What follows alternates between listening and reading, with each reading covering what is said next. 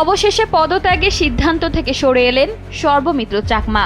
বর্তমানে তিনি ঢাকা বিশ্ববিদ্যালয় কেন্দ্রীয় ছাত্র সংসদের কার্যনির্বাহী সদস্য হিসেবে দায়িত্ব পালন করছেন।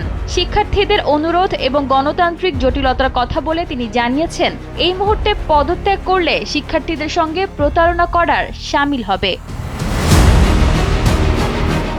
সিদ্ধান্ত পরিবর্তনের বিষয়ে সর্বমিত্র বলেন, সাধারণ শিক্ষার্থীরা চাচ্ছেন না যে তিনি পদত্যাগ করুক। শিক্ষার্থীরা এই পদত্যাগের বিষয়টিকে গণবিরোধী হিসেবে আখ্যায়িত করছেন। তিনি আরও যোগ করেন, শিক্ষার্থীরা তাকে বিরোধী পক্ষের নেতিবাচক কথায় কান না দিয়ে কাজ চালিয়ে যাওয়ার পরামর্শ দিয়েছেন। এছাড়া ডাকসুর গঠনতন্ত্র এই মুহূর্তে তার পদত্যাগের বিষয়টিকে সমর্থন করছে না বলে তিনি দাবি করেন। গত সোমবার সামাজিক যোগাযোগ মাধ্যম ফেসবুক এক স্ট্যাটাসের মাধ্যমে পদত্যাগের ঘোষণা দিয়েছিলেন সর্বমিত্র চাকমা। যদিও সেদিন পদত্যাগপত্র জমা দেওয়ার সুনির্দিষ্ট কোনো তথ্য প্রদান করেননি।